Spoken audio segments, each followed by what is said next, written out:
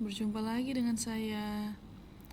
Udah ada pertemuan sebelumnya, kita sudah membahas tentang bagaimana cara membuat blog yang benar. Sebelumnya juga kita telah membahas tentang kelebihan dan kekurangan blog, baik itu yang Blogger maupun yang WordPress. Untuk kali ini, kita akan membahas lebih lanjut tentang bagaimana menerapkan pembuatan blog. Kali ini kita akan belajar tentang model AIDA dalam pembuatan blog. Apa sih AIDA itu? Nah, nanti di sini kita juga akan belajar tentang tutorial bagaimana membuat pemasaran atau membuat blog dengan AIDA.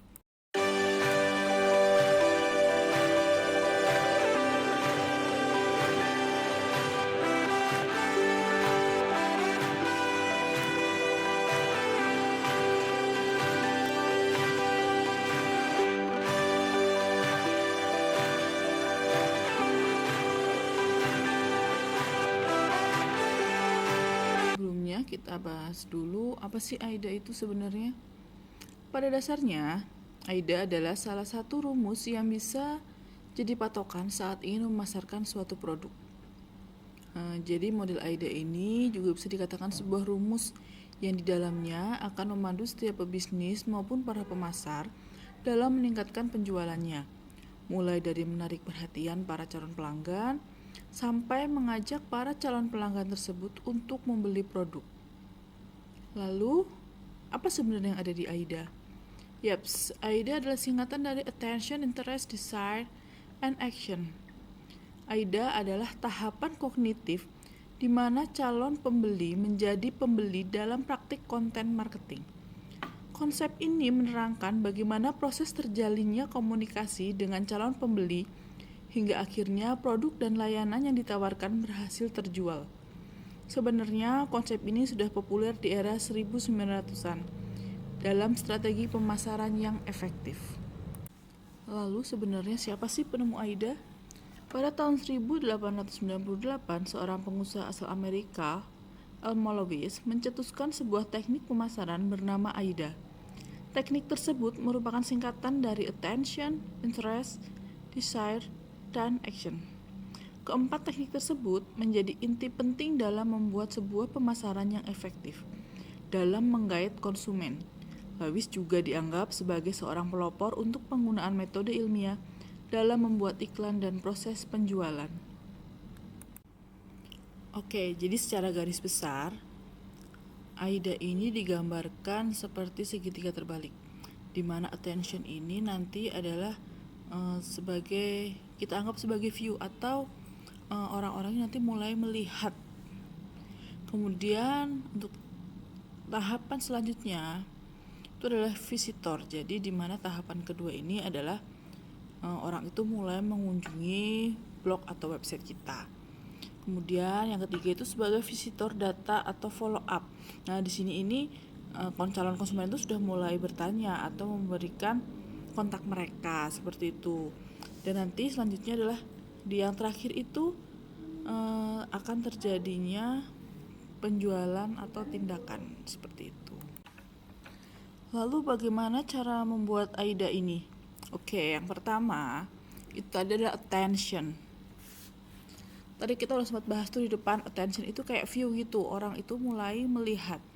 Jadi di sini daya tarik pembeli adalah tahapan utama dalam konsep AIDA.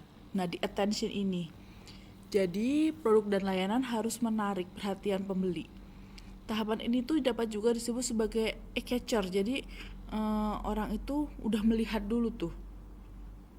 Di samping itu, karakteristik target pasar sangat penting untuk mengidentifikasi siapa yang ingin kita undang perhatiannya agar relevan dengan produk dan layanan yang ditawarkan. Nah, sebelumnya itu kan kita juga udah membahas tuh cara membuat blog yang benar. Salah satunya dengan menentukan target atau niche. Nah, seperti itu. Jadi nanti materi ini akan saling berkaitan. Jadi yang pertama kali harus kita lakukan itu adalah menarik perhatian atau attention. Dari kalimat tersebut, ada 2 poin penting yang harus diperhatikan. desain, dan headline copywriting dari kalimat tersebut.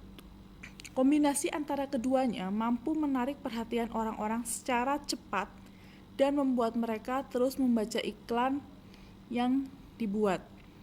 Seperti contoh di gambar ya, yang paling penting di situ tuh tadi di sini dikatakan ada desain dan headline. Di situ juga kita bisa lihat tuh di gambar yang ada di slide itu ada judul.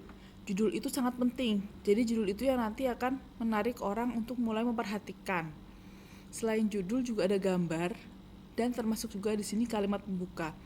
Jadi poin penting banget untuk kita adalah bagaimana membuat kalimat kita atau blog kita ini eye-catcher dulu. Jadi orang itu benar-benar matanya itu langsung tertuju ke blog kita seperti itu. Hal paling penting dalam tahapan attention ini yang harus kalian tahu, menurut sebuah penelitian dari Silverpop yang dilakukan pada tahun 2013, kita harus bisa menangkap perhatian pengunjung dalam waktu 8 detik atau kurang. Manusia mengedipkan mata tiap 4 detik. Artinya, kalau kita tidak mampu mendapatkan perhatian dalam 2 kali kedipan mata, maka mereka akan langsung pergi begitu saja. Artinya, kalimat-kalimat yang kita buat, yang kita susun selama berhari-hari akan ditentukan dalam 2 kali kedip atau dalam 2 kedipan mata calon konsumen. Itulah pentingnya tahapan ini. Jadi semua benar-benar tergantung dari attention ini. Hal paling penting dalam tahapan attention ini yang harus kalian tahu, menurut sebuah penelitian dari Silverpop yang dilakukan pada tahun 2013, kita harus bisa menangkap perhatian pengunjung dalam waktu 8 detik atau kurang. Manusia mengedipkan mata tiap 4 detik. Artinya, kalau kita tidak mampu mendapatkan perhatian dalam 2 kali kedipan mata, maka mereka akan langsung pergi begitu saja. Artinya, kalimat-kalimat yang kita buat, yang kita susun selama berhari-hari akan ditentukan dalam 2 kali kedip atau dalam 2 kedipan mata calon konsumen. Itulah pentingnya tahapan ini. Jadi semua benar-benar tergantung dari attention ini. Bagian kedua atau tahapan kedua tadi setelah attention adalah interest. Apa sih yang harus kita lakukan di interest ini? Sebelum itu, kita harus tahu dulu nih, kita di sini itu targetnya apa? Kita tuh harus mampu menangkap interest orang-orang. Tandanya apa orang-orang interest atau orang-orang tertarik sama tulisan kita? Bisa jadi orang itu melike, memfollow, meng-share. Nah, itu salah satu atau beberapa hal yang bisa dikatakan orang ini tertarik nih sama apa yang udah kita buat, interest gitu. Kemudian apa yang harus kita lakukan? Nah, biasanya contohnya itu untuk memancing interest orang-orang tuh kita harus sediakan informasi atau fakta. Contohnya apa misalnya? Nah, misalnya di sini itu bisa kita infokan. Misalnya contoh, produk kita ini sudah banyak digunakan oleh kaum remaja. Nah, di situ nanti nggak cuma ada itu aja, kita sajikan faktanya nih atau statistiknya, kalau ada siapa aja sih yang sudah pakai. Atau misalnya kita kasih statistik nih, umur berapa yang sudah pakai, misalnya umur 20, umur 15 begitu. Jadi benar-benar harus ada informasi atau fakta, jadi orang-orang itu percaya. Nggak cuma itu, di sini juga ada misalnya kayak statistik, dikasih tahu nih, ada diagramnya, jadi orang itu lebih yakin. Atau studi kasus, ada kasusnya nih yang jelas nih, yang benar-benar ini nih kita itu nggak bohong kok, ini benar-benar ada studi kasusnya. Kemudian kondisi ideal, misalnya nih kayak kalian misalnya membuat produk, produk suplemen pelangsing. Nah, di sini nih dikasih tahu nih idealnya nih, misalnya berat badan ideal itu segini. Nah, beratmu udah segini. Jadi di situ nanti kalian bisa membuat orang itu tertarik. Selain itu juga kita kasih alasan nih, alasan kenapa orang lain itu atau calon konsumen itu bisa menggunakan produk kita. Nah, ini fungsinya interest. Jadi silakan nanti ketika membuat tahapan ini nih, kalian sajikan informasi, fakta, statistik, studi kasus, kondisi ideal atau alasannya. Seperti itu. Itu untuk tahapan kedua. Sepertinya gampang, tapi nanti kita coba ketika mempraktekannya. Kita akan menemukan apa sih yang harus kita lakukan nih untuk menarik calon konsumen atau calon pembaca kita nantinya. Next, tahapan ketiga, yaitu desire. Oke, tadi kita udah bahas yang attention, interest. Kemudian kita kali ini akan membahas tentang desire. Gimana sih desire itu? Oke, desire. Jadi di sini kita itu harus fokus pada manfaat, bukan fiturnya. Hal ini penting karena motif Anda bisa mempengaruhi keputusan pembelian konsumen. Penawaran yang fokus pada fitur hanya menjelaskan isi produk. Jika calon pembeli tidak familiar dengan fitur-fiturnya, tentu mereka tak akan paham apa manfaat yang ditawarkan produknya. Lain halnya dengan penawaran yang berfokus pada manfaat. Calon pembeli bisa langsung mengerti kenapa mereka butuh produk tersebut. Mereka juga tahu jelas manfaat yang ditawarkan produknya. Yaps, penting banget nih. Jadi kita itu fokus ke manfaat, bukan ke fitur. Jadi nanti silahkan sajikan manfaat-manfaatnya. Oke, fitur boleh disajikan, tapi lebih fokus ke manfaatnya. Kenapa? Hati-hati, ada kesalahan yang sering terjadi. Keliru antara fitur dan manfaat. Ada perbedaan besar antara fitur dan manfaat. Fitur itu hanya penjelasan dari isi atau komponen yang Anda berikan melalui produk atau layanan Anda. Sedangkan manfaat adalah keuntungan yang bisa mereka rasakan melalui fitur tadi. Dan di sini saatnya memberikan solusi bagi calon konsumen yang benar-benar sedang membutuhkan. Karena mereka sudah mengikuti artikel sejak dari attention, interest, dan sampai ke tahap ini. Di tahap ini kita buat calon konsumen itu meningkatkan ketertarikan lebih dari sebelumnya. Menginginkan atau bahkan membutuhkan penawaran kita. Jadi yang tadinya mereka merasa itu biasa saja, tapi ketika mereka sudah sampai ke tahap attention, lalu ke tahap interest, nah di tahap ini tuh kita bisa membuat orang ini benar-benar tertarik pada produk kita, memiliki ketertarikan lebih. Contohnya apa? Misalnya kita berikan manfaatnya itu tadi, kita berikan manfaat dari produk kita. Sekali lagi, manfaat, bukan fokus ke fitur. Boleh fitur ditambahkan, tetapi kita lebih fokus ke manfaatnya. Apa sih manfaat produk kita ini? Karena kan gak semua orang itu paham fitur-fitur ya, tapi semua orang itu insya Allah paham dengan apa itu manfaat. Dijelaskan sesuai dengan kalimat target konsumen kita yang sudah kita lakukan langkahnya itu di tahap sebelumnya. Seperti itu. Oke, 3 tahapan sudah kita lewati atau sudah kita pahami nih.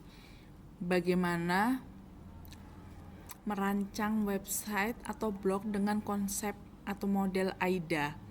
Pertama tadi adalah attention, kemudian yang kedua adalah interest, ketiga desire. Nah, ini bagian terakhir dan ini paling penting. Itu adalah bagian action atau di bagian E yang terakhir. Ini action. Apa sih action di sini? Jadi nanti ketika kita membuat kontennya nih, membuat blognya, tindakan atau aksi ini adalah tahapan terakhir dalam konsep AIDA. Tindakan ini mengarah pada keputusan pembelian produk dan layanan yang Anda tawarkan sebagai solusi dari permasalahan yang dialami pembeli. Anda dapat memanfaatkan call to action, yaitu ajakan untuk mengarahkan pembeli untuk melakukan pembelian. Misalnya, seperti kalimat klik link untuk memesan, atau klik link untuk mendaftar, atau mengarahkan ke nomor WA, ke sosial media Anda, Instagram, Facebook, dan sebagainya. Tahapan yang sederhana mengajak mereka, calon konsumen ini, untuk mengambil tindakan. Apapun tindakan yang Anda inginkan, misalnya membeli produk, mendaftar, membuat akun, mendownload, mengirim email, menelpon, ungkapkan di bagian ini. Oke, ungkapkan di bagian ini. Karena itu bagian ini sering disebut call to action atau CTA. Sesuai fungsinya tadi, CTA bisa berupa tombol, nomor telepon, atau alamat email. Jika menjual sesuatu, jangan lupa untuk lampirkan harga, testimoni, dan lainnya yang dapat mempersuasif calon konsumen. Pada materi sebelumnya juga kita sudah belajar banyak tentang CTA atau call to action ketika kita akan membuat konten. Di situ kita membuat CTA atau kalimat yang akan mengajak. Kita sudah belajar bagaimana cara membuat kalimatnya. Buat kalimatnya semenarik mungkin dan jangan buat kalimat yang biasa. Gimana contohnya? Oke, misalnya kita biasa nih, kita buat kalimat untuk terakhir silakan untuk membeli baju ini. Atau misalnya edisi terbatas. Dapatkan produk ini sekarang juga. Oh, kita bisa gunakan kalimat yang tidak biasa. Contohnya, kita buat kalimat, jangan sampai baju spesial ini tidak ada di lemari kamu. Atau jangan sampai hoodie spesial ini nggak ada di list belanjaan kamu. Intinya kita buat aja kalimat yang tidak biasa dari kalimat-kalimat yang sudah biasa kita gunakan atau kita dengar. Contoh lagi nih, misalnya kalau biasanya kita dengar produk kami dapat menghemat waktu kamu. Nah, bisa kita ganti nih kalimatnya jadi hemat waktu dan lakukan lebih banyak dengan produk kami yang mudah digunakan.